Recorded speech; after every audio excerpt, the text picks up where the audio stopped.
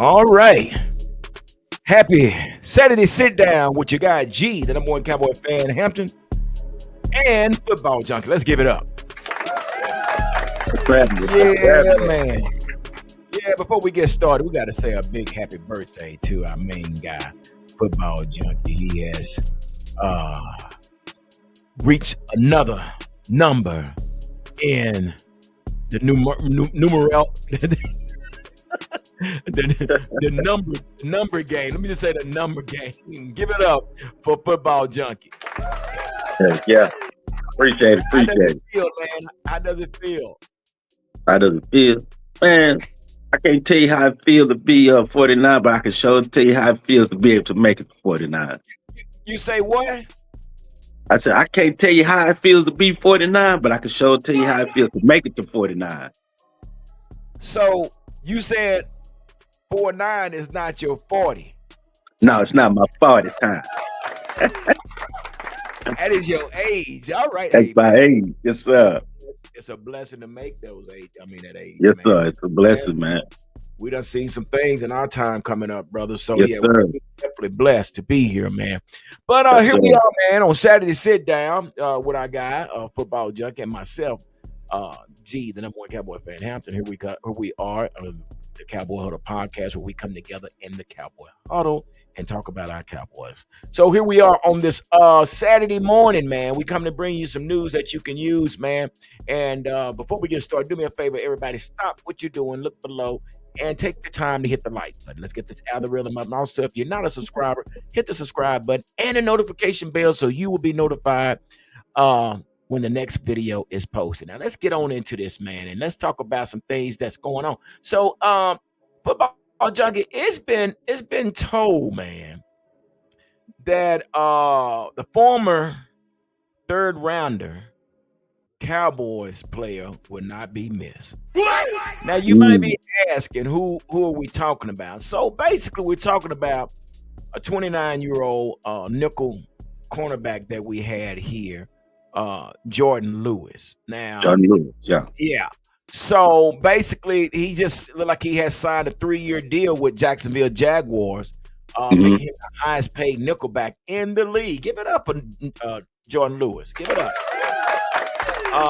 It also says that he has spent his first 8 years here in Dallas, but decided to head down to Florida after getting the big money, which we can't blame him.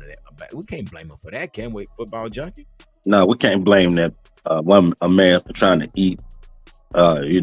He's playing pretty much at the highest level of the craft, basically in pro football. So, yeah. I mean, everybody's dream is to be able to get a cash in on their time spent playing this game, man. I mean, some start in Pop Warner, some start in middle school.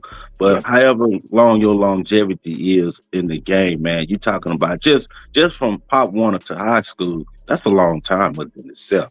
And you add 3 years, 4 years of college, and he's done put in 8 years in the NFL. You talking about somebody's been playing this game for 30 years pretty much almost. Yeah.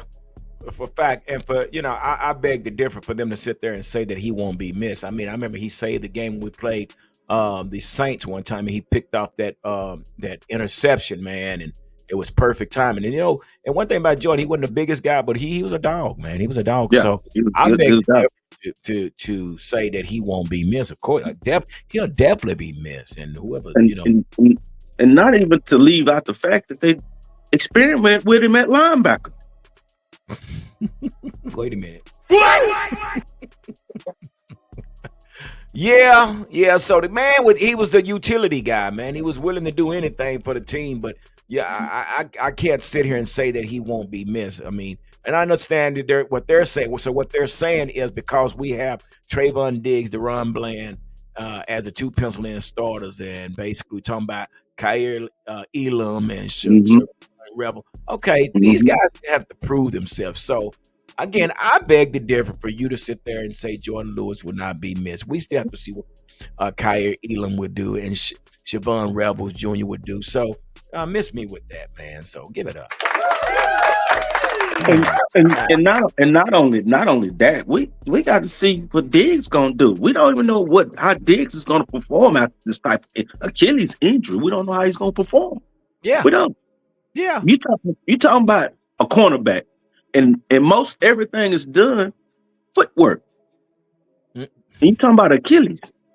Yeah, no, so that's so true, bro. You're right. So yeah, that's some things that need to be uh uh yet remain to be seen. Okay, let's say it like that. So for them to say that Jordan Lewis won't be missed, I beg the difference. So here's another topic. There's a topic brought by Tony Adam from Heavy. He said Cowboys called out for underachieving $13 million first round pick. Oh yeah. So what they're talking about, we're talking about. Can you guess who we're talking about? Should I Who go we ahead and talking tell? about? We're talking Go about ahead, tell me. Mozzie Smith. Oh yeah. So Okay. Smith was the number 26 overall pick in 2023 NFL draft and signed a 4-year, $13.27 million rookie contract. Okay. So the question has been asked: should Smith could be shipped out via trade? Says Smith seems like a prime candidate to be moved in 2025, so don't be surprised to see his name pop up around the NFL trade deadline. The key is to Okay. find a team in desperate need of an interior run defender. Let me say that again. The key is to find a team in desperate need of an interior run defender. So they saying we not in need no more. Is that what they saying? Wait. Is that what What, they so, saying? what, what, the, do we have a run defender in Mozzie Smith? I mean, it's still haven't been proven yet because we got undrafted free agents, we got journeymans, we got rookies, and we probably looking at possibly five, maybe six dudes that's in competition Yeah, for the defensive tackle situation. yeah. So I mean, for something to be phrased like that, what they looking at? So true. And that's the thing, man. I mean, we've been trying to walk this dog for 3 years now, man. And we're still not getting any production from this first rounder, man. So there's going to have to be some major decisions made with Mozzie, dude. Because you got to understand, this is a Dan Quinn guy. This is not a Matt Eberflus guy. Yeah. This is not even a Mike Zimmer guy. This is a Dan Quinn guy. So, or Jerry Jones guy. So Matt is probably saying, I understand he's a first rounder, but he doesn't fit our scheme. Mm-hmm. So they're saying they're in trying to find a team that's in desperate need of a run stopper, and I haven't seen the run stop from Mozzie yet. Wait a minute, let me give you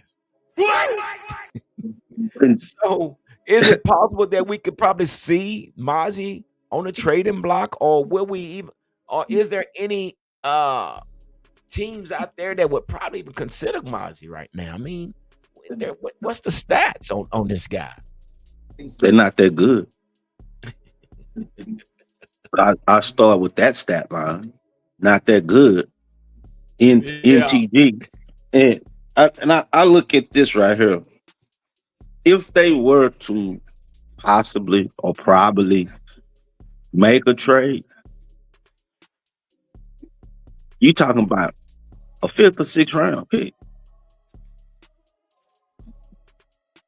Yeah, that's basically what you go. What and it's so sad about it. He's a first rounder. So here's his regular. Here's his stats right here. Regular season, total 41 total tackles, 22 solos, 19 assists, 1 sack.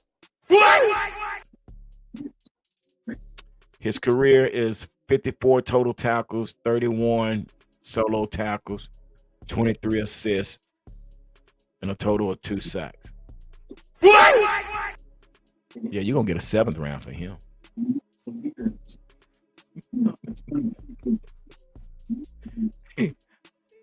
Did you get that?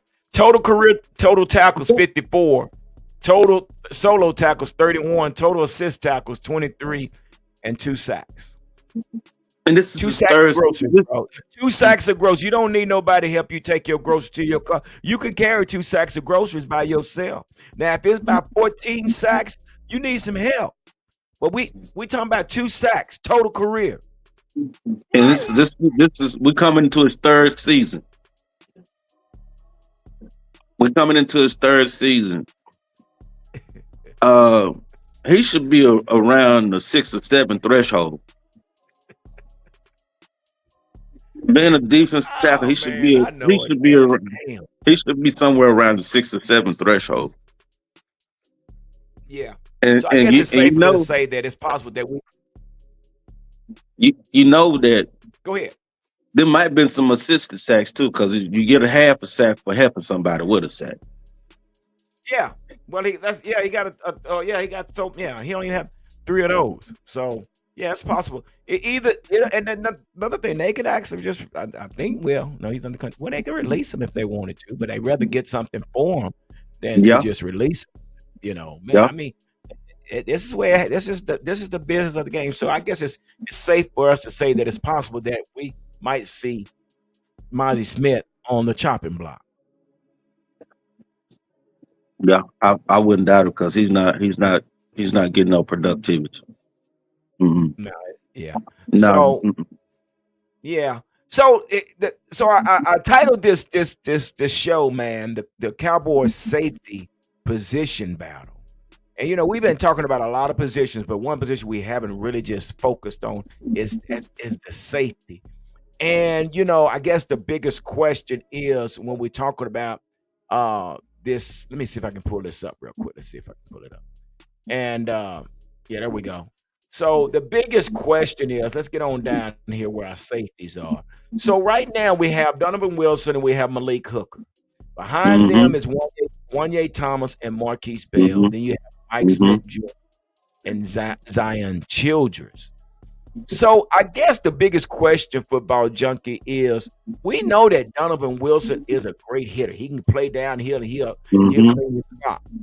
But the question still remains, will he be able to play in the coverage? We know that Eberflus is not going to show a lot of blitz packages, but so this means that Donovan's going to have to fall into the cover scheme. So what do you think about Donovan Wilson is in his play or his chances as a starter on this defense?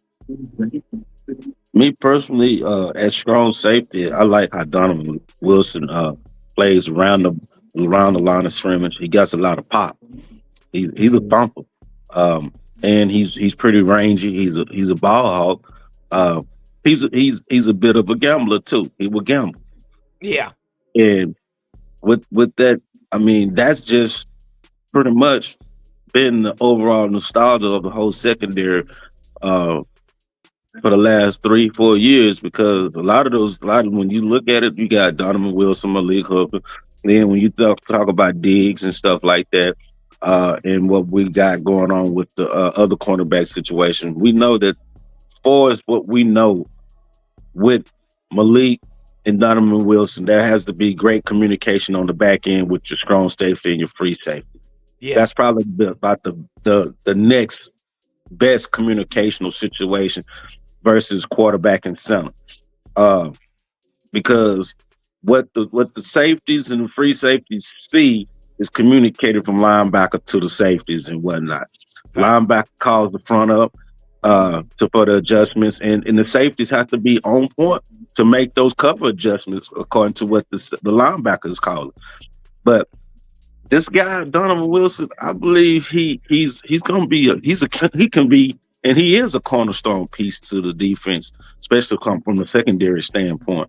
Because when it comes to cover two, cover three, your robbers, uh, man, all this nickel and dime package situations and stuff like that, he that's a strong factor piece right there, the strong safety. Yeah, it is. He's very vital. Yeah, it's a very important piece of your defense. You're so right. But you know what? I'm gonna say this here though. I like Malik Hooker as the free safety. And I know people, been Mhm. trashing his name. I don't know why they trash his name, but I've heard people trash his name for whatever reason. But I'm gonna tell you what the media has been really who they've really been pushing and saying has been really looking good in OTAs. And I know OTAs is early and everything, but everybody's talking about Wanye Thomas. Now, Hmm. Wanye Thomas is definitely going to battle for that strong safety position. But one Hmm. thing we do know about Wanye can cover. He can cover. Hmm. We've seen that. So I Yeah, think that's going to be a good competition battle at this strong safety between Donovan Wilson and Wanye Thomas because again, media has really been talking really highly of Wanye, and Wanye is I think an undrafted free agent that made yeah. the team, and man, he's hungry. You know, he's trying to do whatever he can to stay on his team, so he's going to definitely push Donovan Wilson. But which leads me to ask the question about what about Marquise Bell? Let's talk He's about good Marquise too. Bell. What they got him listed at free safety. Is that where you think he should be? Because you know we had him playing linebacker one year. Oh Yeah, man, Dan Quinn was making up stuff as he went. Man, I ain't lying. yeah. He was making up stuff. He freestyling a whole Yeah, lot. oh He, my gosh, shit. he had more freestyle than SUC crit down in Houston, man. Uh, Marquise Bell, I mean, he gonna have to really fight. He gonna have to scratch for his. I Yeah, like Marquise Bell. He can cover. He's a good cover guy yeah, too. Um, but some like I'm kind of like this with Thomas and Bell. I would like to see some of these guys put a little bit more mass on, just yeah, so they can just slang that body around, so they can not just be a cover threat or being able to cover the opponent's receivers properly, but be of a more of a physical force as well. You know, you ain't got to lay a dude out, but you got to put some pop and some thump on them, get them to understand that we back here. yeah, And you know, just I mean, they what I like about Hook and Bell, I mean Wilson, man, they got a nasty side to them, man. yeah. Oh yeah, and they They not got scared a to go nasty ahead. side to them. Yeah, yeah, And when it comes to Bell and Thomas, that's where they being edged out at. Them two right there with Wilson and Hooker, they got a nasty side to them. yeah, They gonna come up and try to take your head off, and yeah. they ain't afraid to take no penalties neither. And I know that, and that's the thing I know that they can do again. But when we're talking about Eberflus, Coach Flus, defense, there's going to be a lot of uh basically Lane Kiffin. No, not Lane Kiffin, but what's his name? Which started the Tampa two. Yeah, a boy over there, Tony Dungy, No, no, yeah, but okay, Kiffin. I can't, but it's not Lane Kiffin. But um, Money, say it Money again. Kiffin, Money Kiffin. I believe so. I think that's his name. Well, and so it's more of going to be a cover two zone type, defense. So again, this is where, like I said, we know Donovan. Donovan he'll take your head off. Yeah, Same as Marquise Bell. But we know Marquise Bell is his original position was at safety. So we right. brought him in and tried to slide him down the linebacker. So this is going to be another competition because Marquise Bell is still young. So Yeah, he's he's still going young.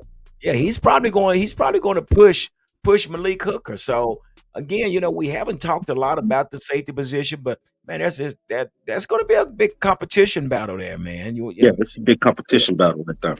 Yeah, But and the thing about these guys, all of them can fly.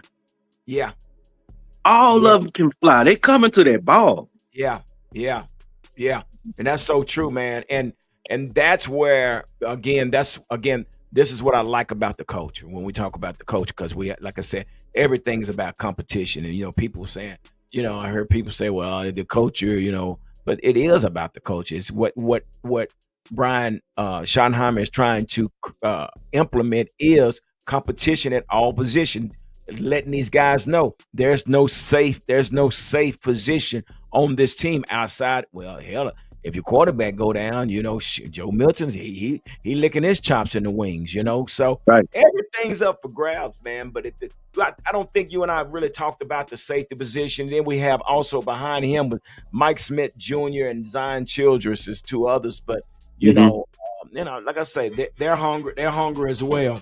They're hungry as well. And This yeah, Childress guy is this is he a Red Raider? Or am I mistaken? who is this? Zion Childress. Where Let's he find. come from? He comes from. I'm finna pull it up right now. Zion Childress is from Kentucky. Kentucky. Yeah, Okay. he's from Kentucky. Yeah. Kentucky didn't have a rookie, undrafted free agent. Yeah. He's 6 feet, 195 pounds. Okay. Cornerback. Now Basically, let's think about he's Kentucky. You yeah, had he's a actually a cornerback. it's a guy from Fort Worth. Uh, I believe you know who he is that played for Kentucky on their defensive line. Mm-hmm. And Oh, oh yeah, I yeah. I Oh, you talking I about my? kind of Oh, yeah yeah, the yeah kid that played yeah. for me. And Yeah, and I was very impressed with Kentucky's defense this past season. They had bigs all the way across the deal, and it was built straight up for the SEC. And yeah, they linebackers and they DBs played hella good. They kept him in a lot of games. So if he's a part of that situation, he's gonna compete. yeah, He's gonna compete. He coming from that situation at Kentucky, how them guys played ball this past season. He's gonna compete. He got a dog in his hunt. He really do. So yeah, like you said, everything is about competition and the culture of the situation at hand. Um, we got some quality players that can answer to for depth wise. If anybody goes down, plug and play. Uh, we just got to, we got to just weed it out and see who's going to be the top dog of the situation. yeah. Because, No, that, like we showed in on the paperwork, we have a couple of players questionable, but we just got. I mean, it's funny how we got a lot of questionable players right now on defense. yeah, for sure, man. You're right about that, bro. I kid you not on that, man. And but again, this is what makes this season so exciting, man, because we don't know who's who and who's gonna do what. So yeah, man, But we ready, man. We ready, man. So yeah, like I said, that's why I wanted to bring you on. I wanted to hear your input on the safety position, man, and as far as Mozzie and Jordan Lewis, I knew you kind of you can kind of fill us in what you thought about these individuals, man. But like I said, we talked about a lot of different positions, but we never had a yeah, chance to talk about this safety position. So, so now what we can do, we just sit back and see what happened and what they do, and see who gets these positions, man. I mean, that's where we are, man. Like I say, I'm waiting for training camp to start, and so we can see who does what and who doesn't do anything. oh yeah, you know yeah. yeah, man. So that's what we got going on, man. And like I say, football junkie blessed us with his inside scoop on our football team and our players, and we appreciate that as well, man. But hey, man, you got any last words before we get out of here, man? Yeah, man. I'm kind of, saying, kind of taken back by a lot of people having, backlash concerning Michael Parsons and whatnot about Yeah, they don't want Michael Parsons here, and then you got those that want Michael Parsons here and whatnot. Uh, all I can say is, when is the last time we ever had a good to great defensive player such as Michael Parsons? I mean, shoot. everybody talk about a one in a generation type of football player and whatnot. Uh, just think about the transition situation, people, that Michael Parsons made from being an inside linebacker to uncharted waters, and how Yeah, well he took to this uncharted water situation like a duck to a pond. So if you yeah, crying about you don't want Michael Parsons here because Michael Parsons likes to be on podcasting and stuff like that, I'm just gonna say this: screw you, because I'd rather for Michael Parsons to be on podcast. I, I'd rather for Michael Parsons to be on podcast than being a public outlash yeah, any yeah. That's day. so true. And you know what I'm saying? Uh, this dude does what he does what he's supposed to do from the locker room to the field. And if that's his downtime, That's his downtime. I'd rather for that to be his downtime than he out at some club collecting a body Yeah, or yeah, or or needing some bail money. You know yeah, what I'm saying? I do appreciate the 30, almost 40 years of Jerry Jones of working like a mob boss with his players and stuff like that. People can say what they want to say about Jerry Jones. Jerry Jones was hitting some Cowboys like a mob boss to try to keep his boys clean and out of much trouble he possibly could. yeah, yeah. You sure It right. didn't even matter what level of totem pole they was on with the organization. He did what he's supposed to do as an owner and a manager to try to clean things up for those guys. Yeah, So yeah, if you don't like Michael Parsons for whatever reason you don't like Michael Parsons, pack your bag and eat your lunch because guess what? He gonna make you love him this season. The yeah, for Cowboys sure. gonna be clean working up front. Yeah.